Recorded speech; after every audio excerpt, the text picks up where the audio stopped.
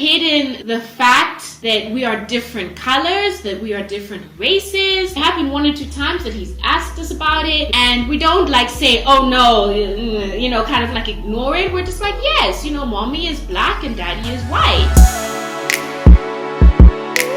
Hey everyone. Hey guys. Welcome back to my channel. Thanks for tuning in. So today we're going to be talking about a topic that's very close to our hearts, very real for us. I did a video on this where I kind of summarized some of the things that we're teaching and passing on to our son. I've always wanted both of us to weigh in and share our experience and our plan for our approach. Our approach. I think that's a better word. Our approach on race, and especially when it comes to our son and our future children as well. Please remember to subscribe to my channel, hit the notification bell below for alerts, and follow me on my social media platforms. The thing that always pops up in this conversation when I have it with other people, when we had it on Power FM, as well as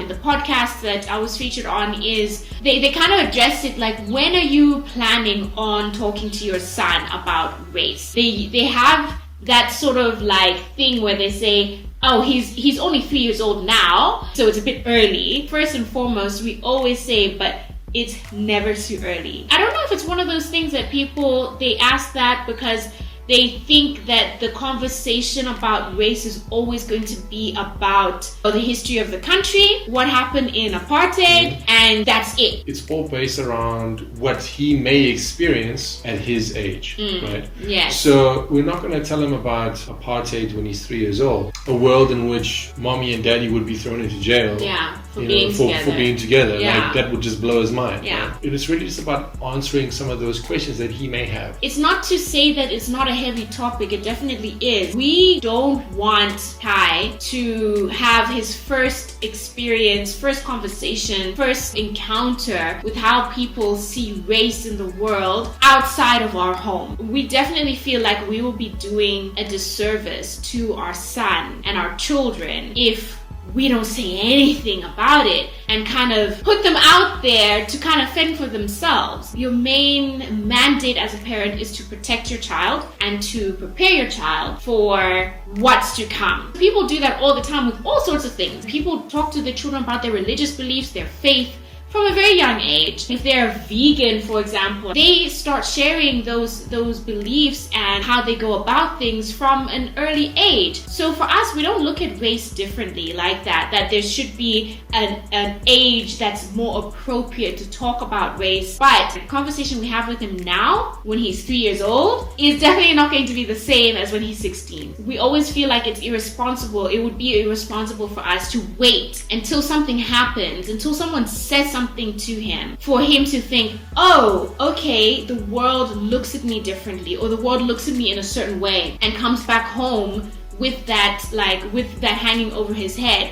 and only then do we address it. I think the reluctance from a lot of people is they feel that racism is an adult topic. We feel that it's a topic that needs to be under discussion consistently, not the only topic of conversation, but it should be addressed from an early age based on the experiences that Kai may have. It's important, I think, to prepare him for those experiences so that when they do happen, he can be like, this is what mommy and daddy were talking about. Right? Yeah. Not in a way to be pessimistic or cynical about people or reserved or something like that, but it's really just about being prepared. Right? Yeah. But then obviously as it's progressive. Yeah, it's progressive, right? So now so now that elementary conversation is comfortable in your house, when your kid gets older, based on whatever experience they've had, either they've had a racial experience where they've been undermined, some other kids didn't want to play with them, or they were teased about something, then now you can refer to that conversation and be like, do you remember when we had this conversation about different skin colors and how mommy and daddy are different?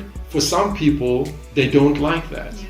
But that's not something wrong with you, it's something wrong with them. Yeah. The whole thing of waiting until it's appropriate. Racists don't wait until it's appropriate to start teaching their kids their ideologies. They start from the get-go. Racists don't sit and think, hey, when's the right time for us to teach our kids to treat other people differently, even if they're not saying it in an explicit way, their behavior. And children are like sponges. They see that. They see how daddy or mommy treat people who look different from them. Personally, I think that's a huge mistake that a lot of us non-racist parents are making. We are, sort of like waiting until it's age appropriate to sort of like to combat that racist ideology with our ideology that no, it is wrong to be racist. Let's just say socioeconomic status as well. It's wrong to treat people who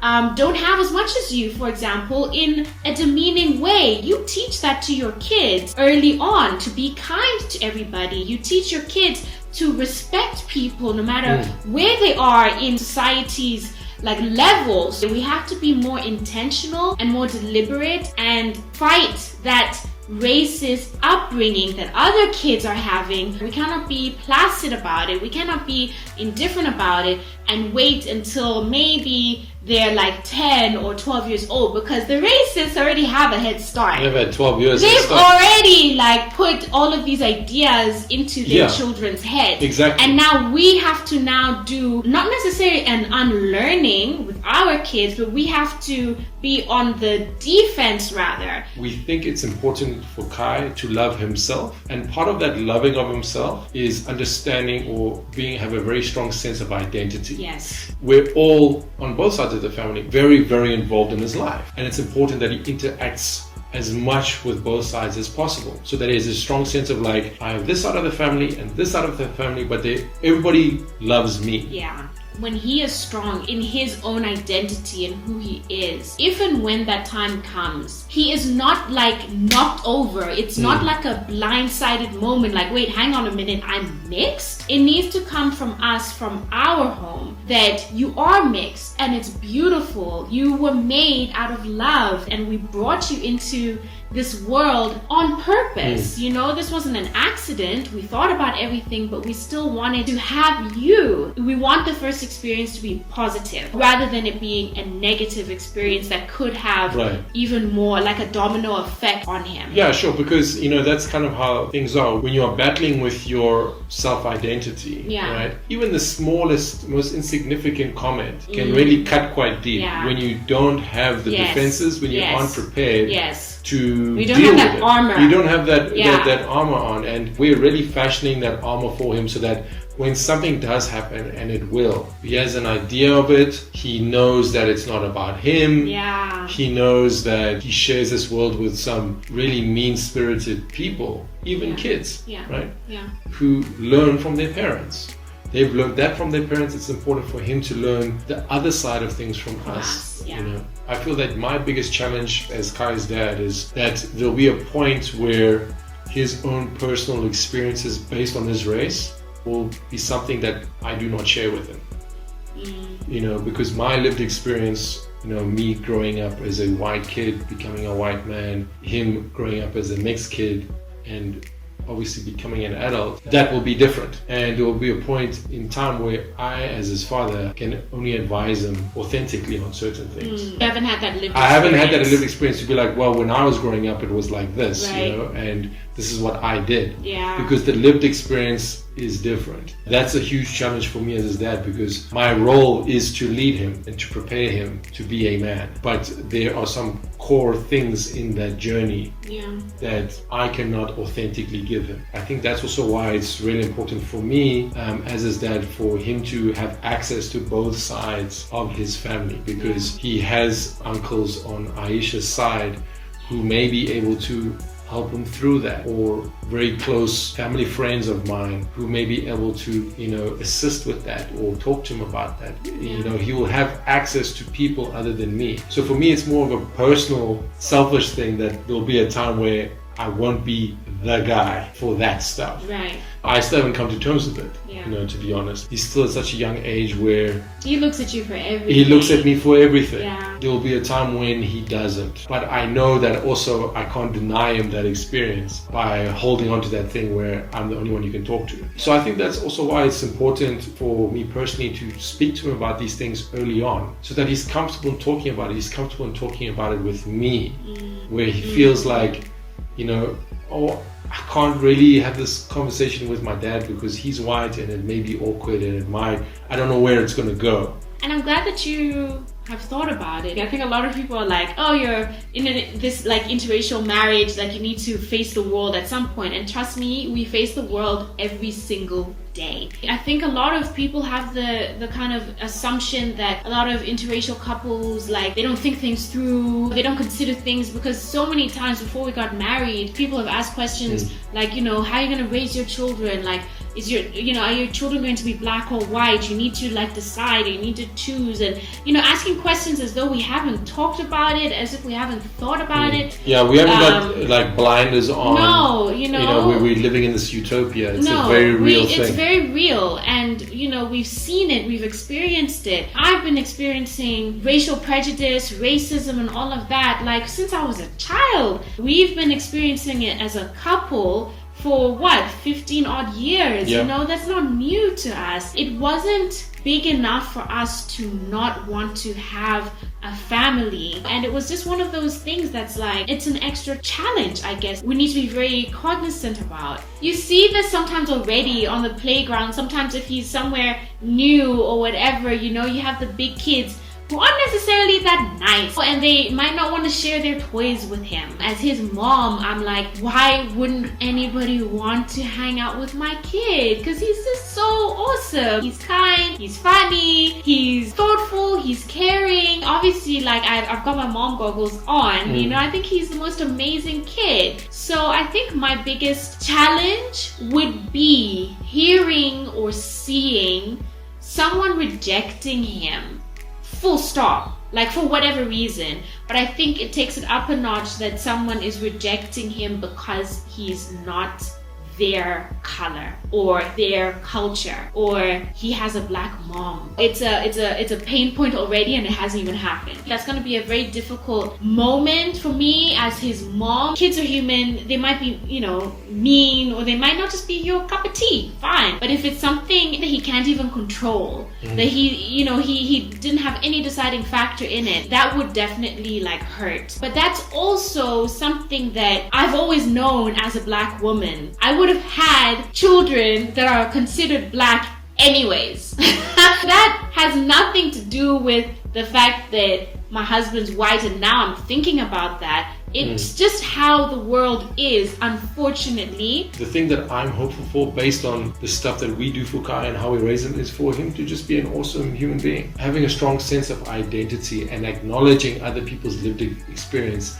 because of their racial identity is a real thing, is important. And for him to respect that people have different lived experiences and not to try and discredit them in any way, but rather to find similarities as opposed to differences, and for him to respect people. Yeah, no matter what. No matter what. Yeah, even if they have different opinions and different values, just to respect that. It doesn't have to agree with them, but just to respect that. Look, at the end of the day, we haven't figured all of this out. I mean, that's the whole thing of parenthood, right? Like, subject to change at any time. Yeah, you just have to kind of wing a lot of things and stuff. So we have a plan, but it's not like it's set in stone. Yeah, it's not like it's not like a proven perfect plan. Yeah, it's not like a proven approach. Yeah. Of course not. Is there even any like proper literature and research into like comparing how biracial mixed race children are raised in one set of circumstances compared to another? I haven't come across that, I haven't heard of that. So there's nothing that we're saying that's like, this is the way, and that means that our kids are going to be fine. But I'm hoping that is going to be the case, that they're going to be more fine than not. We hope this video has, I guess, shown you a different perspective, answered some questions that you might have had about how we're approaching, raising our kids. Please leave a comment below, especially if you are a mixed or biracial child, a product of, an interracial marriage, relationship. How were you raised? If it wasn't the way that you would have liked, how would you have liked them to maybe have done it better for you? And also, if you are currently a parent raising a mixed race family, how are you guys approaching it? We'd love to get your insights and comments on that. So drop a comment below. Give this video a thumbs up if you found it interesting, if you found it helpful. Don't forget to please follow me on my social media platforms. platforms. We share a lot on my Instagram particularly. Please remember to subscribe to my channel, hit the notification bell below. While you're here, please watch some of our other videos, and we will see you in the next one. Bye. Ciao.